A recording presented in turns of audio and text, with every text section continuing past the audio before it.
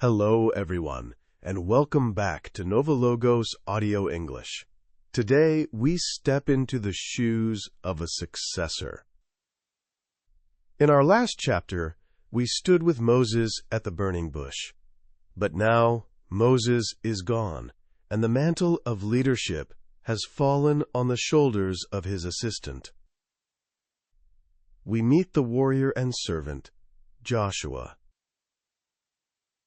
Imagine the pressure. You are replacing a legend who parted the Red Sea, and you are standing at the edge of a land filled with giants and fortified cities. Have you ever stepped into a role that felt too big for you? Have you ever faced a wall in your life, a problem that seemed completely unshakable? Joshua's story is a manual for spiritual breakthrough. It teaches us that true courage is not the absence of fear, but the presence of God's Word. Today, we explore how the walls of Jericho fell, and why Joshua's greatest weapon was not his sword, but his yes to God.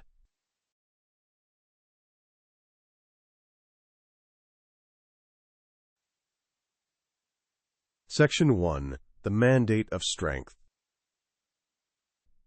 Before the first battle was fought, God gave Joshua a command that was repeated 3 times. In the book of Joshua, chapter 1, verse 9, we find the core of his strength. I command you, be strong and steadfast. Do not fear nor be dismayed, for the Lord your God is with you wherever you go. Notice that the command to be strong wasn't a compliment about Joshua's physical power. It was an invitation to rely on God's presence. God told him that success depended on one thing: keeping the law and meditating on it day and night. For Joshua, courage was a spiritual discipline. He didn't need to see the victory to be brave. He only needed to see the commandment. Reflection. When you face a new challenge, where do you look for strength? Do you look at your bank account, your resume, or your past successes? Joshua reminds us that our true ground is the promise that God is with us wherever we go. If He is with you, the giants in the land are smaller than they appear.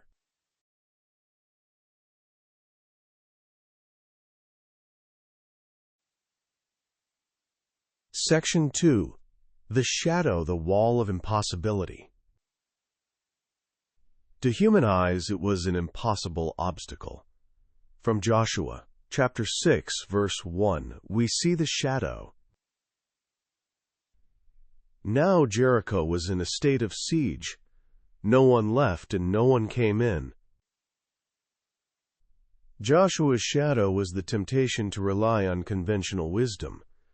Military logic said he needed battering rams and ladders. But God gave him a plan that sounded foolish. Walk around the city in silence for 6 days, and on the 7th day shout. The shadow, here is the gap between what we see, a solid wall, and what God says, the wall will fall. Mirroring our lives. We all have Jerichos, problems that haven't moved in years, habits that feel like fortresses, or relationships that are Loctite. We try to climb the walls, or kahen, break them with our own effort.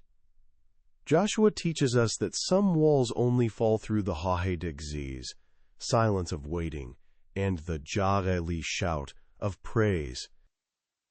Are you willing to follow a plan that doesn't make sense to the world, but makes perfect sense to God?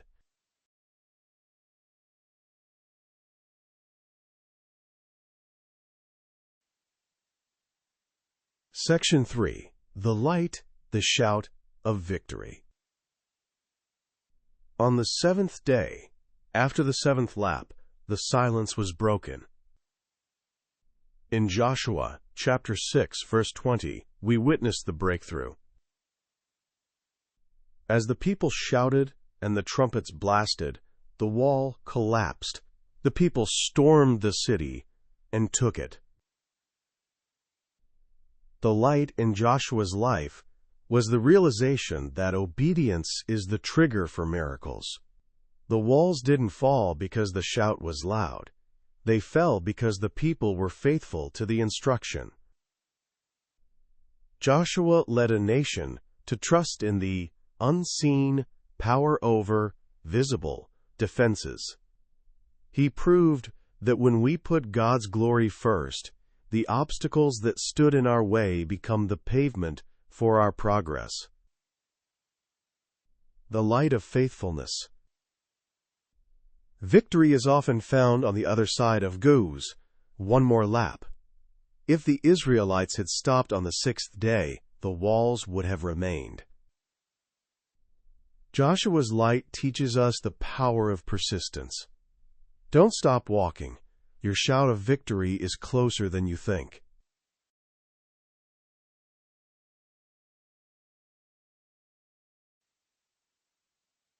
Section 4. Bridge to the present, choosing your allegiance. At the end of his life, Joshua left us with a challenge that still echoes today. 1. Be strong and steadfast.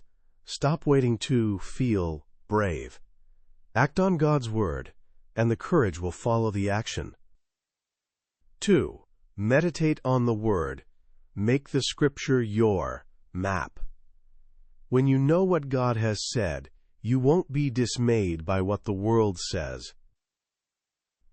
3. Choose this day.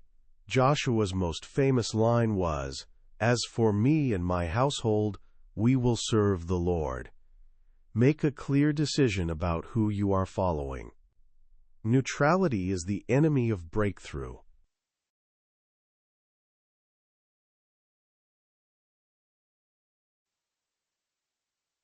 Section 5. Language Clinic. Expressing resolve and persistence. To help you describe your own determination and faith, let's look at these English patterns. 1. Be strong and steadfast. This is a standard biblical pairing for resilience. Steadfast means firm, unwavering, and loyal. Example: despite the difficulties, his steadfast commitment to his family never changed. Spiritual use. It's the quality of a heart that stays fixed on God, even when the storm is blowing. 2. Wherever you go. This phrase expresses universal presence or unconditional support.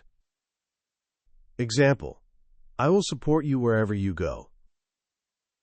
Spiritual use. It turns any place, a hospital, a new job, or a foreign country, into a sanctuary because God is there. 3. As for me and my household, this is a powerful pattern for declaring a personal or family resolution. As for someone, action. Example: as for me, I'm going to stay and finish the work. Spiritual use. It sets a boundary. It says that regardless of what the crowd does, your direction is set toward God.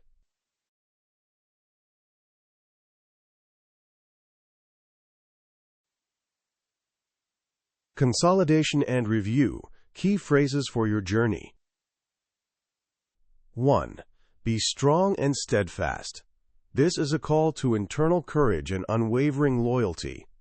It implies that your strength is not a physical attribute, but a spiritual posture rooted in a divine promise. 2. Do not be dismayed. This is an instruction to protect your peace of mind. It warns against being overwhelmed by sudden fear or losing heart when faced with intimidating circumstances. 3. The Lord is with you wherever you go. This represents the foundation of spiritual confidence. It assures us that there is no geographic or emotional place beyond the reach of divine presence and protection. 4. The wall collapsed. This phrase describes the sudden breakthrough that follows long-term obedience. It serves as a reminder that barriers which seem permanent to us are temporary and fragile before the Master. 5. Choose this day whom you will serve. This highlights the necessity of an active, daily commitment to your values. It teaches that faith is not a one-time event, but a conscious choice made in the present moment. 6. As for me and my household, we will serve the Lord. This is a definitive declaration of identity and leadership. It establishes a clear boundary against social pressure and confirms that your family's direction is dedicated to a higher purpose.